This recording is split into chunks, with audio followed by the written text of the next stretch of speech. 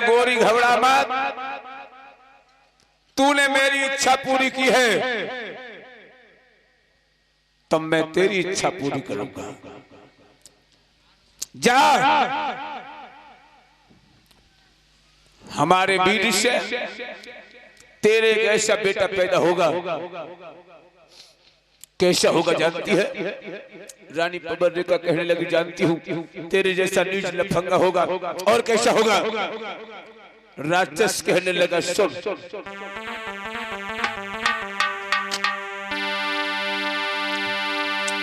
मेरे समान योद्धा होगा जिसे जीतन कोई पाएगा।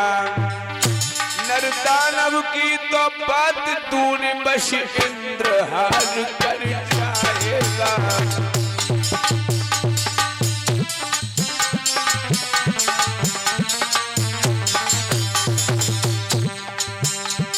कहने लगा, गोरी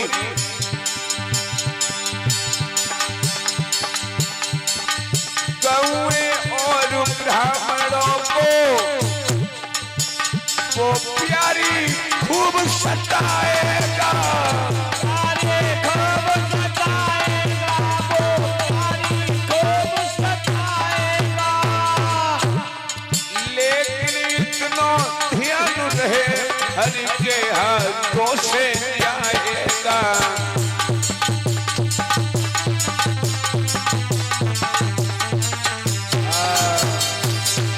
इतना बलवान होगा कि उसे मारने के लिए स्वयं परमात्मा को धरती पे आना होगा।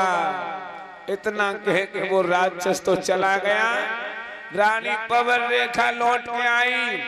रास्ता में साथ की सहेलियां मिल गईं। कहने लगी, बहन ये क्या हाल बना रखा है? ये माथे की बिंदी गालों पे कैसे आ गई? ये चेहरा कैसे उतर गया? ये साड़ी धूल में कैसे सन गई तुम्हारी? तो रानी ने वो बात तो छिपाई ली माँ। तो बहनों, वो अपनी सहेलियों से कहा, बोली, बहन तुम तो चली गई, हाय दैया को बंदर जन कहाँ थी आओ। एक हट्टा कट्टा सा बंदर मेरे गाल पर थप्पड़ मार गया।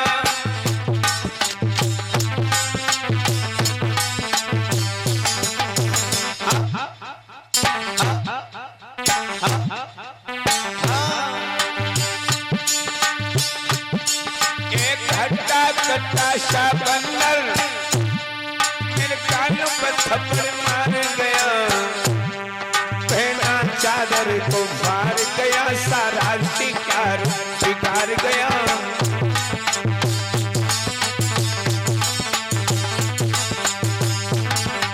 कहने लगी, दीदी निक घर को चलियो, निक घर को चलियो, मेरी बहन भज के चलियो, बबल से बोल दूंगी। बंदर ने मारो सो झटका लागो, झटका भेद सब खोल दूंगी।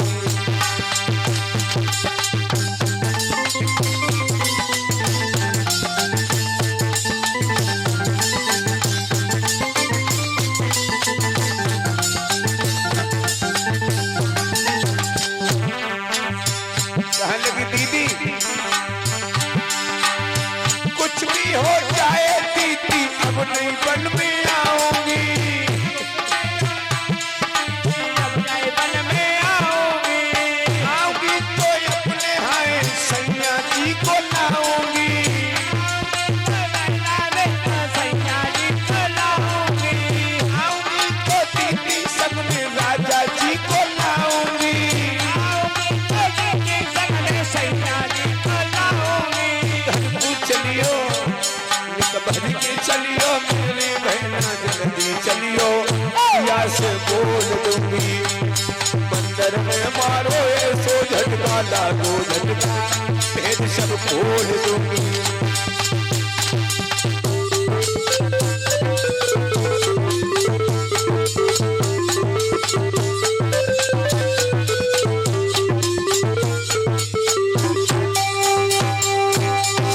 आज रानी पबर्रेखा ने सहेलियों को समझाया है, श्री सुखदेव जी बोले, हे राजा परीक्षित, आज रानी पवन रेखा जब घर पे लौट के आई है, धीरे धीरे जब समय व्यतीत हुआ है तो रानी पवन रेखा ने माता बहना एक पुत्र को जन्म दिया। एक बात और बताऊं लोगों, जब घर में सपूत पैदा होते हैं तो शगुन होते हैं, और जब घर में कपूत पैदा होते हैं तो अपशगुन होते हैं। रानी पवन रेखा ने जब उस पुत्र को जन्म दिया तो बहुत बुरे बुरे अशगुन हुए।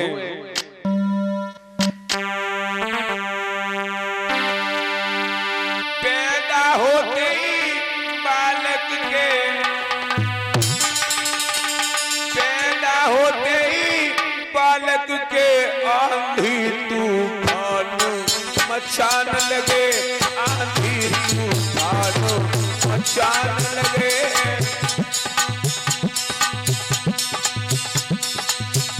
धरती कांपी आकाश हिला,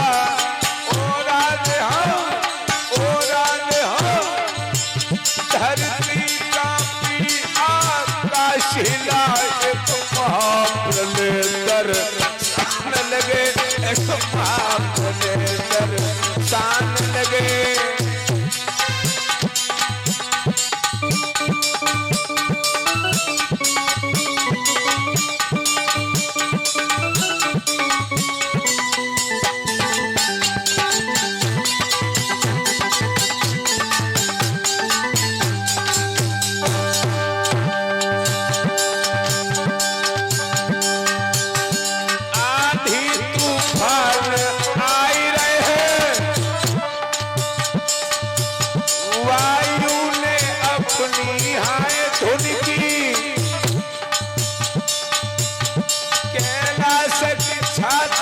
फट गई हिल गई धार जमुना जी की, हिल गई धार जमुना जी की।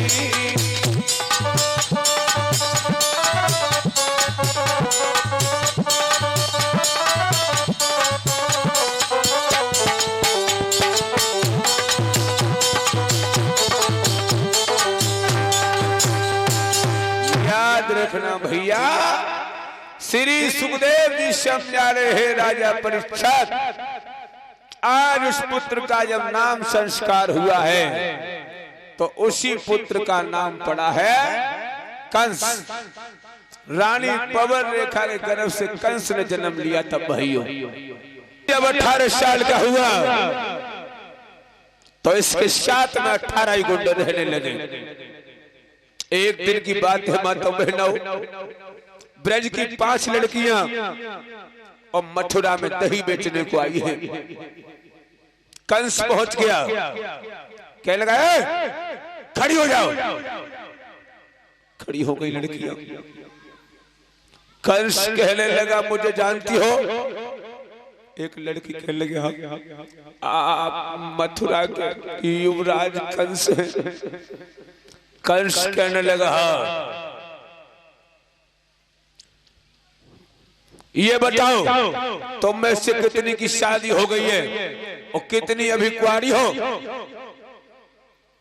एक लड़की कहने लगी मेरे जो दो पीछे खड़ी है और उनकी शादी हो गई है, तीनों के बाद चल रही है। कंस कहने लगा इनकी शादी क्या हुई है? गोकुल में।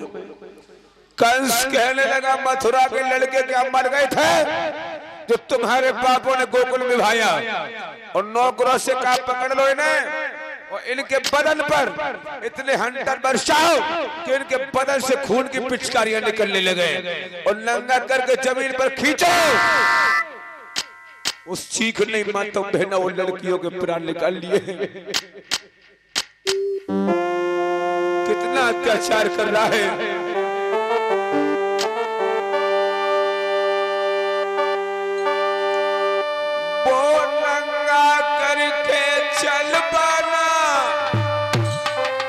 छाती के बल है धरती पर वो याद दृश्य अब आता है, कैलाश के आते आंसू भर।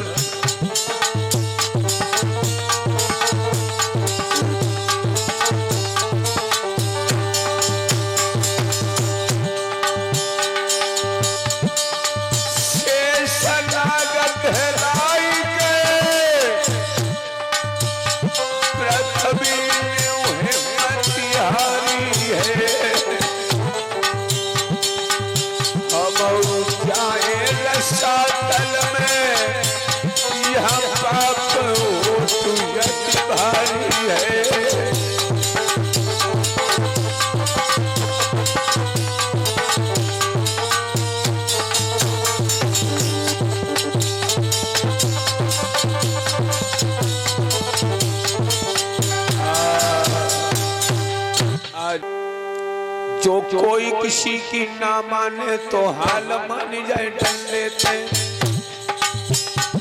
ये राज चलाने का तरीका है।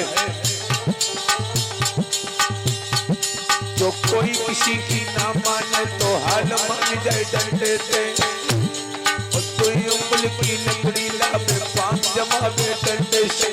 राजकुमार चतुर घोड़ी को चाल चलावे,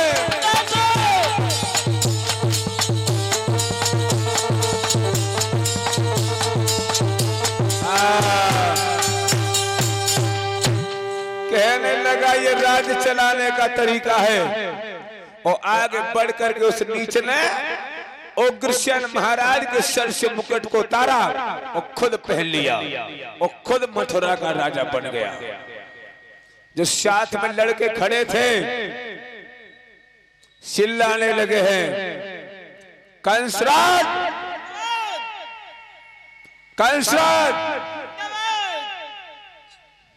करेला तो करू हो तो नीम पे और चढ़े हो, अत्याचार तो वैसे कर रहा हो, अब राजा और हो गो। अब तो अत्याचारों की कोई सीमा नहीं रही भाइयों। अधिकारी भव जब कंसराज, कानूनी नए नए बनने लगे।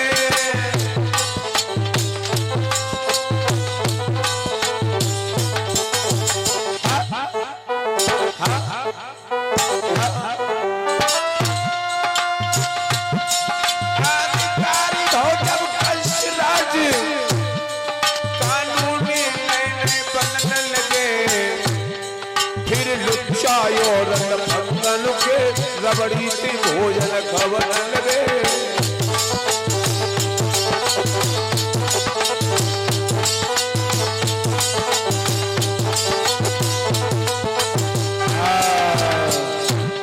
अब तो अत्याचारों की कोई सीमा नहीं रही।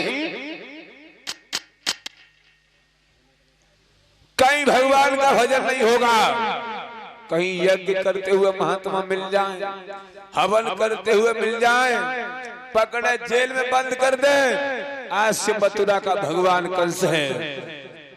किसी की बहन बेटी सुंदर देखी, उसके पिता को पकड़ा, जेल में डाल दिया।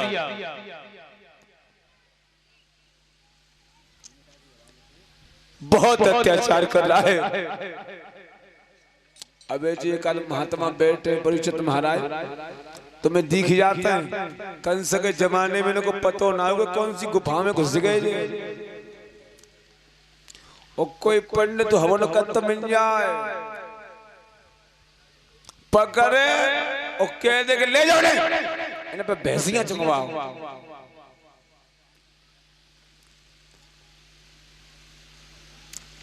अत्याचारों की कोई सीमा नहीं रही।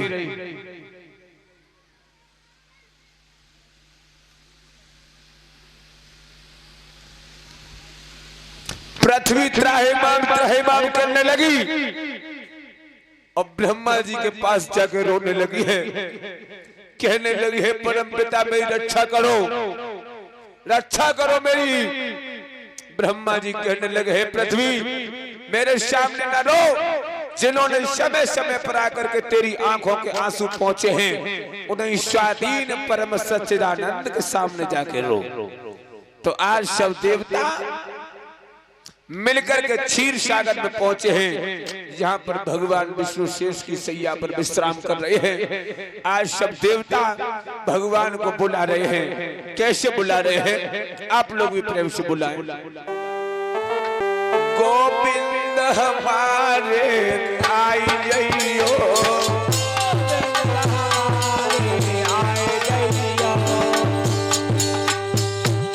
गोविंद हमारे आइयो, गोपाल हमारे आइयो,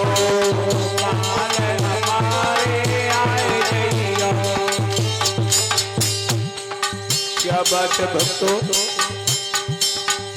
कीर्तन बोलने का भी मालूम पड़ रहा है, मानो गंगा जी को सैलाब आएगो हो। सब सुस्त बैठे हो, प्रेम से बोलो भगवान का कीर्तन।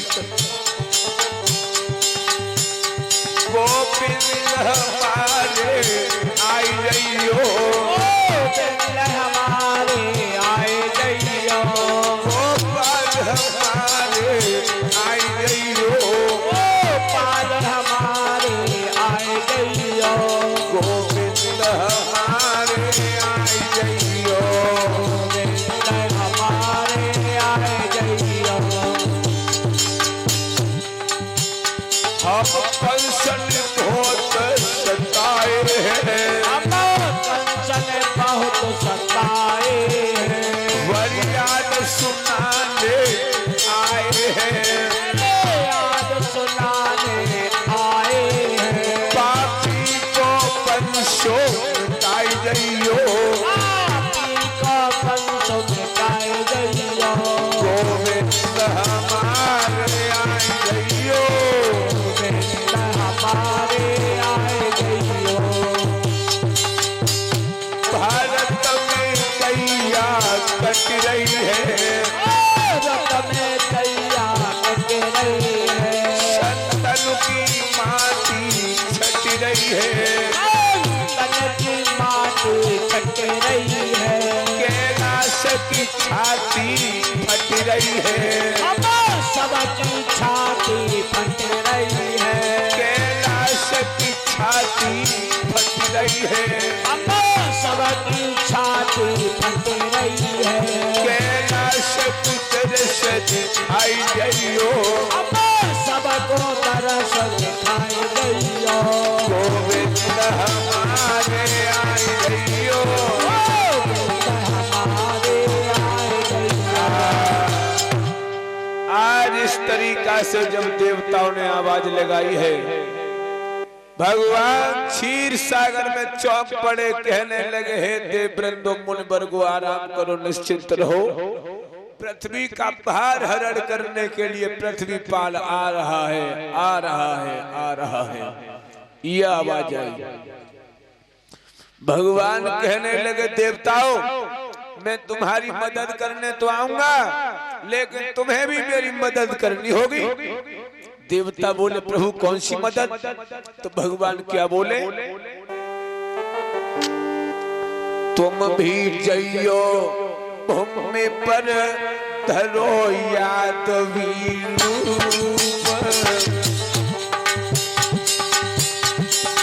धरती पर जाओ,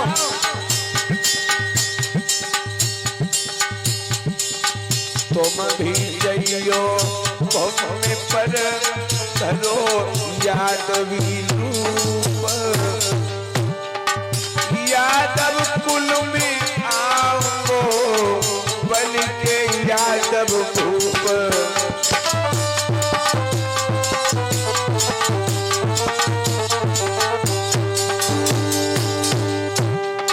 अरे तुम सब बनियो सरदार, हम धरती पे आवेंगे,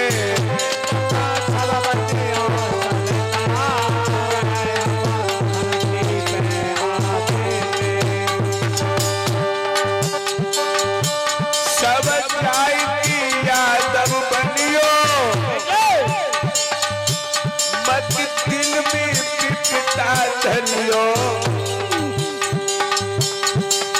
अरे हम सबको करिए उद्धार, सब जाएंगे यादव बनियो।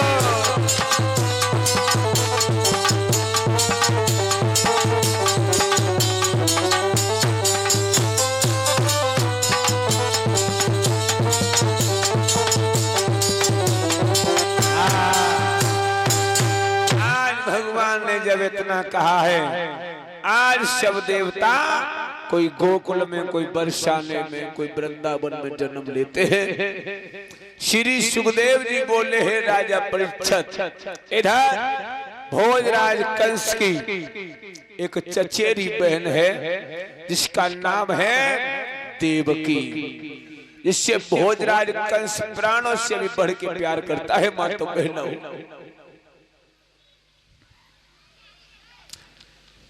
श्री सुखदेव जी बोले हैं राजा परीक्षित, बटेश्वर के राजा हैं सूरसेन, जिनके बेटा है वसुदेव, उनके साथ में भोजराज कंस ने अपनी बहन देवकी का विवाह किया है। बड़ी हंसी खुशी के साथ में बहन का विवाह किया, अपार धन दौलत दी है और खूब खातिरदारी करी है बारात वालों की। जब विदा का समय आया, आज बहन देवकी भैया कंस के गले से लग के चकियां भर भर के रोने लगी है। काहे को प्याई विदेश ओ भैया,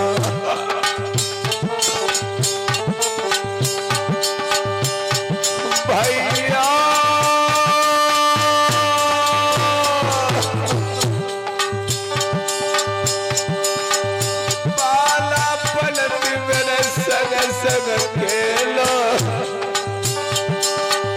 आज वो दुनिया में धर लो अकेलो, मेरे दिल को बड़ो ही कलेश ओ भैया, काहे को भेज लो विदेश ओ भैया।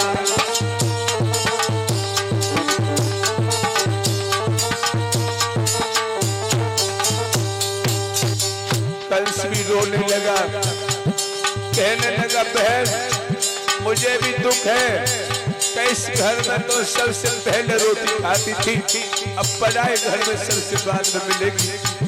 लेकिन बहन सास ससुर की सेवा करियो, प्रेम से प्रिया के चित्त को हरियो,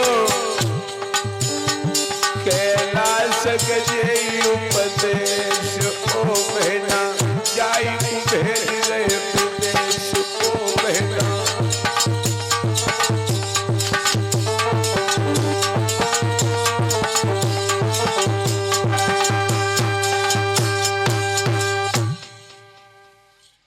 आज बात तो बहनों, भोजराज कंस ने अपनी बहन को रथ में बिठाया है और खुद हाथ में नंगी तलवार लेकर के विदा करने चला है।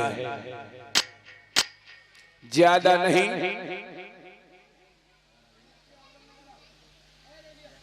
मथुरा नगरिया से रथ 4 ही खेत निकल पाया होगा।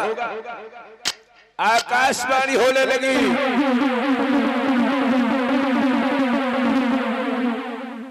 भोजराज कंस बहन देवकी को कितनी खुशी में विदा कर रहा है, शायद नहीं जानता इसका 8वां पुत्र तेरा काल होगा और तुझे और तेरे यारों को कुत्ता की मौत मारेगा।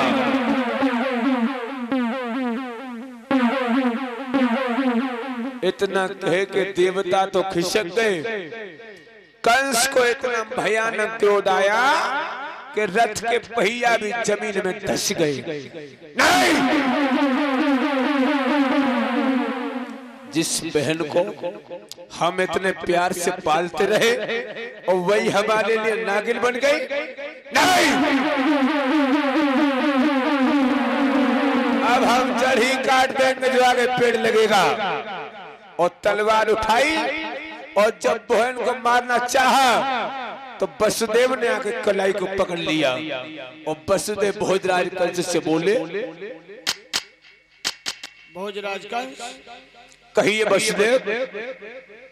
अरे अभी तुम अपनी बहन को बड़े ही लाड़ प्यार से विदा कर रहे थे और एकदम से तुम्हें क्या हो गया, सो अपनी बहन को मारने लगे। तुमने आकाशवाणी नहीं सुनी? इसका 8वां पुत्र मेरा काल होगा और जब हम इसे ही मार देंगे तो हमारा काल कहां से आ जाएगा? भोजराज कंस, हाँ, तुम्हारी इस तलवार ने अनेकों भारतीयों का लोहू चाटा है और एक अबला पर, एक स्त्री पर ये तलवार चला करके अपनी वीरता जिताना चाहते हो। आपको ये शोभा नहीं देता? वसुदेव, कहिए। बिना स्वार्थ के पाप नहीं होता और जब प्राणों पर नौबत आती है तो बेटे का पाप नहीं होता। भोजराज कंस, हाँ, एक बात पूछूं? पूछो। तुम्हें देवकी से भय है कि देवकी की संतान से? हमें देवकी से कोई भय नहीं, उसकी संतान का भय है हमें। तो भोजराज, हाँ, मेरी एक विनती है, वो सुनो। बको। सुनो।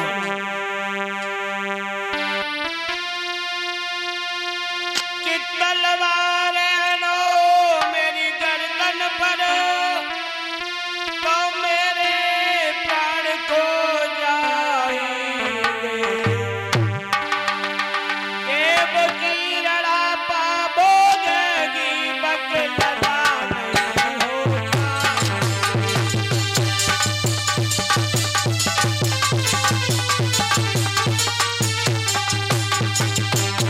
देवकी लड़ा पाबोगी बकपुत्र नहीं हो पाएंगे।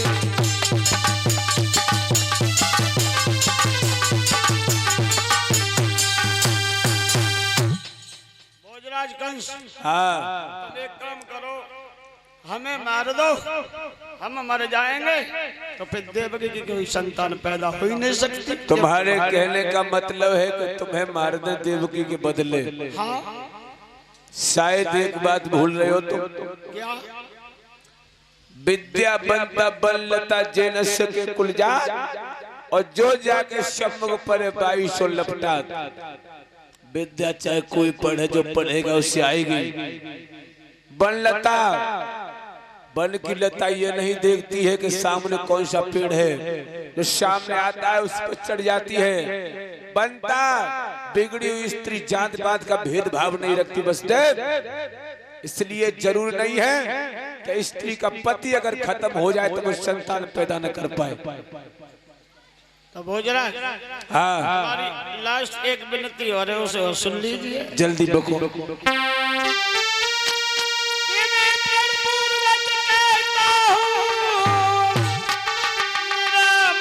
विसर्जन कर दूंगा।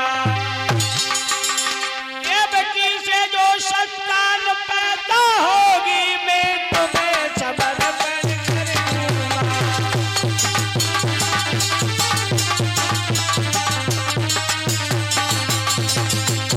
देवकी से जो संतान होगी मैं तुम्हें समर्पण कर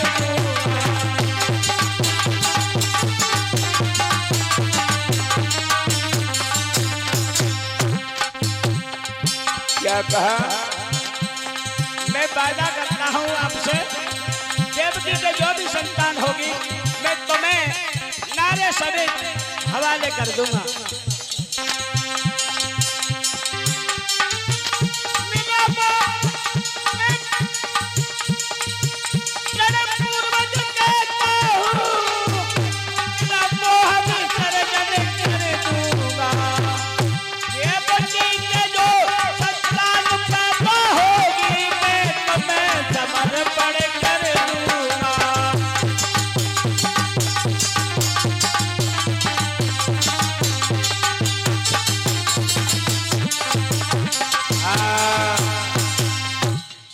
क्या कहा तुमने? मैंने ये कहा है, मैं आपसे वादा करता हूँ देवकी के जो भी संतान होगी नारे समेत तुम्हारे हवाले करता रहूंगा। देवकी को जो संतान होगी हमें देते जाओगे। खाओ यमुना मैया की कसम, यमुना मैया की कसम, खाओ गोधन की कसम, गोधन की कसम, खाओ अपनी अम्मा की कसम, सगी अम्मा की कसम।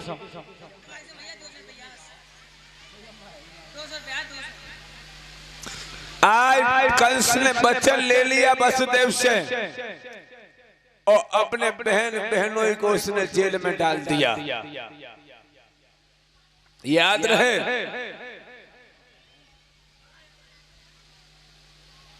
श्री सुखदेव जी बोले हैं राजा परीक्षित, आज वसुदेव देव की जेल में है। धीरे धीरे जब समय व्यतीत हुआ है माता बहनाओं, तो देवकी ने एक पुत्र को जन्म दिया है। आज मैया देवकी अपने पुत्र को बड़ा ही लाड लड़ा रही है। वसुदेव कहने लगे देवी से ज्यादा लाड मत लड़ाओ, ये तुम्हारे भैया का भोजन है।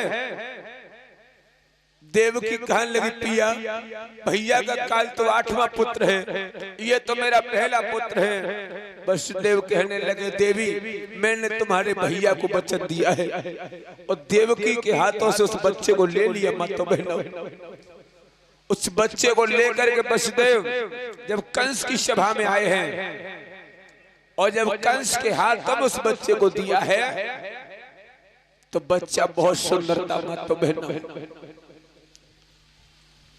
बहुत सुंदर था। बच्चा किसी का भी हो, अगर साफ सुथरा है तो सभी का दिल करता है कि इसे गोदी में लेके खिलाए। मुंह पे चल रही हो मुंह में तिनकी फैक्ट्री, तो फिर काऊ का मन ना करे बजा खिलाए। कंस ने देखा है, उसके दिल में दया आ गई। माता बहनों, वो कहने लगा वसुदेव इसे ले जाओ, और जब 8वां पुत्र हो उसे मेरे पास लेके आना। वसुदेव लेके चले आए। देवकी बड़ी खुश हुई, भैया ने मेरे पुत्र को नहीं मारा, मेरे भैया को मेरी भी उम्र लग जाए। लाखों दुआएं देने लगी वो बहन। इधर देवता को चिंता हो गई, अगर कंस को इसी तरीका से दया आती गई तो भगवान के आने में देरी हो जाएगी। देवर्षि नारद भोजराज कंस की सभा में आए।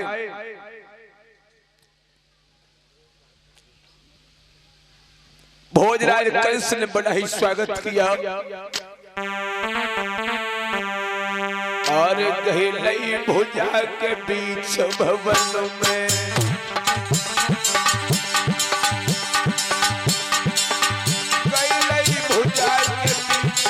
भवन में नारद बैठा रहे आंगन में।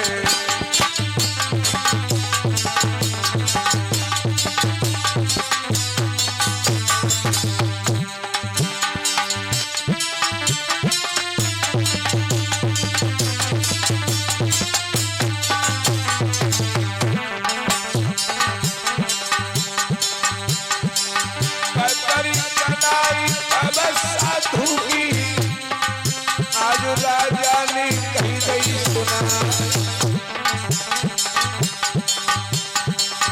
घाटी आवन भयो तुम्हारो, बाबा भैया करूं तुम्हारे।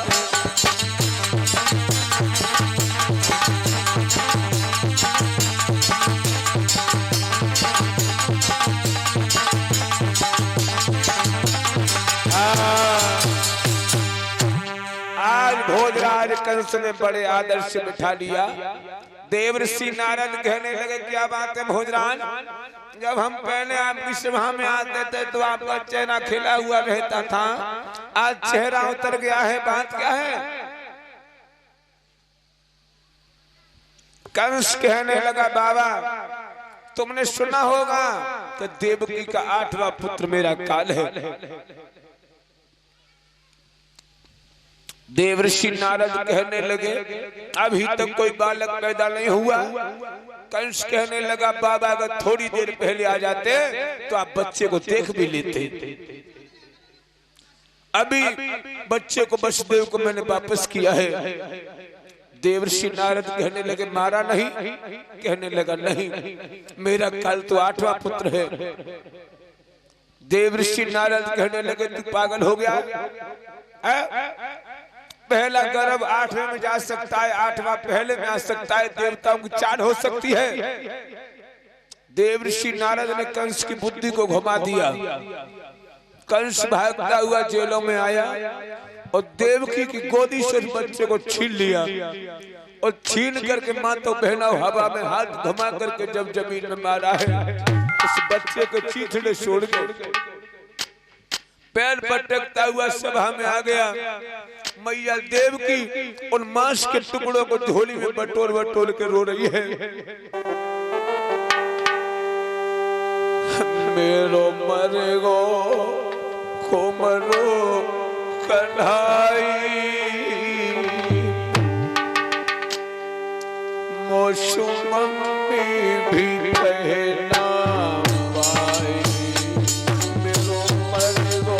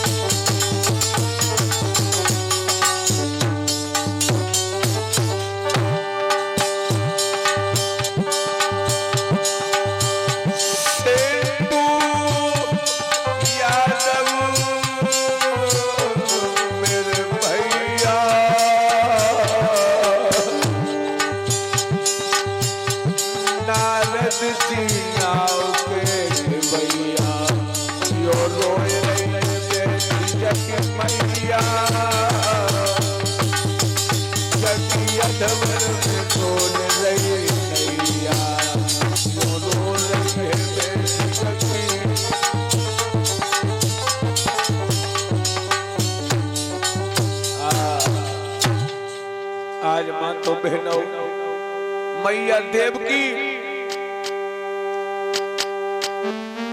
काफी देर तक रोती रही और एक ही नहीं, कंस ने इसी तरीका से मैया देवकी के 6 पुत्रों की हत्या कर दी। शादमा जब गर्भ आया, भगवान ने माया के द्वारा उसे रोहिणी के गर्भ में पहुंचा दिया। अब भगवान के आने की बारी है।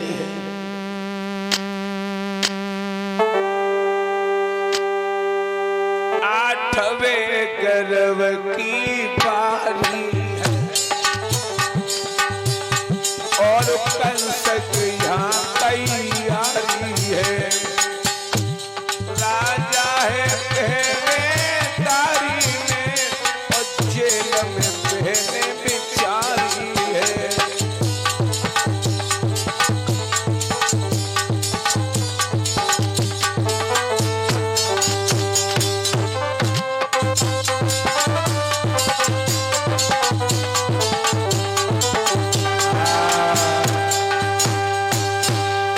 सुखदेव जी बोले, हे राजा परीक्षित, आज भोजराज कंस ने शक्त पहरा करा दिया।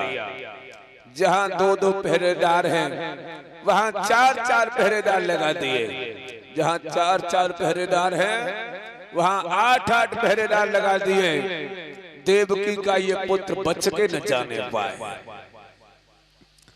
श्री सुखदेव जी समझा रहे, हैं राजा परीक्षित, जब प्रसव का समय आया, आज भगवान चतुर्भुज रूप में जेल में प्रकट हुए। बोलिए गोविंद भगवान की जय हो। वसुदेव कहने लगे, गोरी ये पता नहीं चल रहा कि स्वर्ग में हम आ गए या स्वर्ग हमारे पास आ गया। वसुदेव ने भगवान को प्रणाम किया, कहने लगे, प्रभु मैं आपकी क्या सेवा करूं? भगवान कहने लगे, सेवा कराने को नहीं करने के लिए आया हूं। मैं मैया देवकी के गर्भ से जन्म लेने वाला हूं और तुम मुझे गोकुल में पहुंचा देना बाबा नंद के यहाँ। इतना कह के भगवान अंतर ध्यान हो गए। श्री सुखदेव जी बोले, हे राजा परीक्षित, आज मैया देव गर्भ की पीड़ा हो रही है। वसुदेव से कहने लगी, पिया ये दर्द अब सहन नहीं हो रहा मुझसे। वसुदेव कहने लगे, देवी मैं तुम्हारी कोई मदद नहीं कर सकता। परमात्मा का नाम लो, वही तुम्हारी मदद कर सकते हैं। आज मैया देवकी ने जब पहली बार ओम शब्द उच्चारण किया है तो कुछ दर्द कम हुआ। दूसरी बार जब ओम शब्द उच्चारण किया है और दर्द कम हुआ, और तीसरी बार जब ओम शब्द उच्चारण किया सोई भगवान मैया देवकी की गोदी में आ गए। बोलिए गोविंद भगवान की। हरे हरे ले जन्म ले ओ मथुरा आई जेल थाने में। हरे ले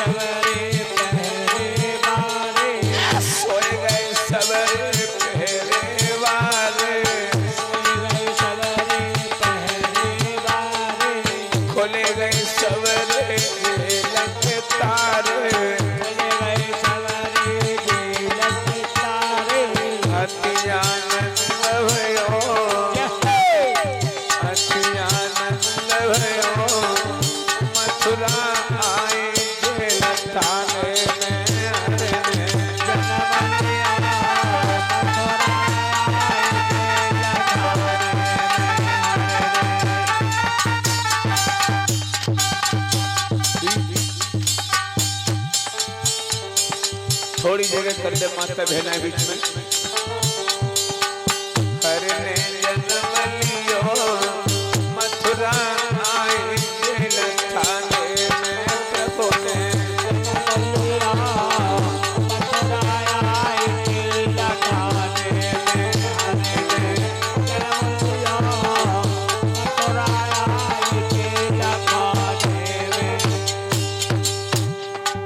वसुदेव भगवान को लेके चले। हाथों की हथकड़ी खुल गई, पैरों की पेड़ियां टूट गई, जेल के फाटक खुल गए।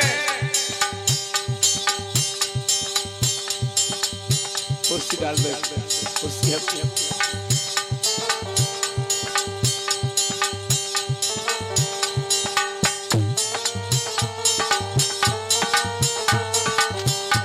यमुना मैया ने देखा है प्रभु जा रहे हैं, मैंने तो दर्शन नहीं कर पाए।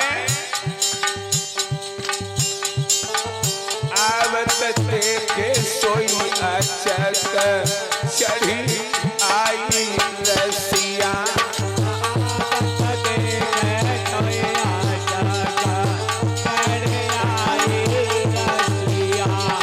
आवत देखे सोई अचक चढ़ी आई रसिया।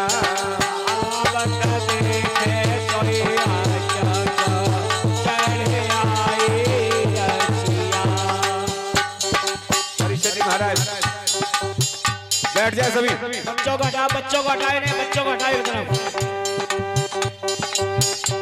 आप सबसे पहले दर्शन करें, भगवान को उन्हें दक्षिणा दें। उसके बाद में सभी हमारी माता बहनाएं एक एक करके आती जाएं, भगवान के दर्शन करें, उन्हें दक्षिणा दें भगवान को। जैसा भगवान ने जिस लायक बनाया है जिसको, उस प्रकार से दक्षिणा दें भगवान को।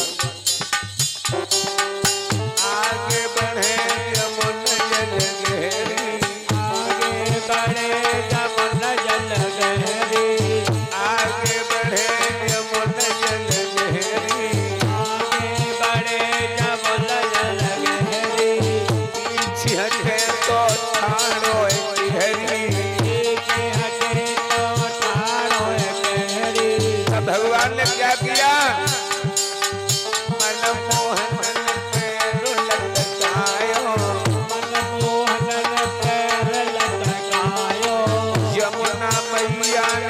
पर सुपायो, मैया ने दर्शन पायो। छुई की चरण चली गई यमुना, हंस गई रे रसिया।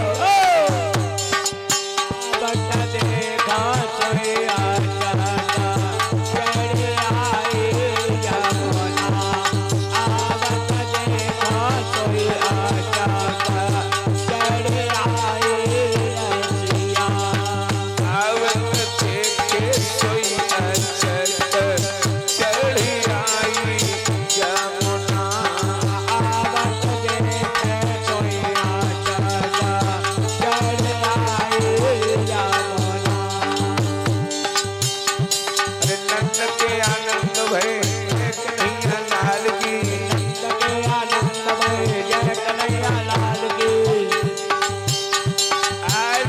भगवान को लेकर के माता बहनाओं जब पहुंचे हैं गोकुल में, इधर यशोदा की लड़की हुई, उस लड़की को तो लेके वसुदेव आए।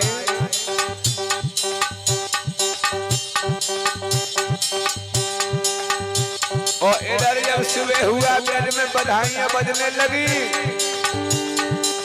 नंद के आनंद भय कन्हैया लाल की, आनंद भय कन्हैया लाल की, नंद के आनंद भय कन्हैया लाल की, आनंद भय कन्हैया लाल की। कोई लायो हाथी घोड़ा, कोई लायो पाल की, कोई लायो हाथी घोड़ा, कोई लायो पाल की। नंद के आनंद भय कन्हैया लाल की,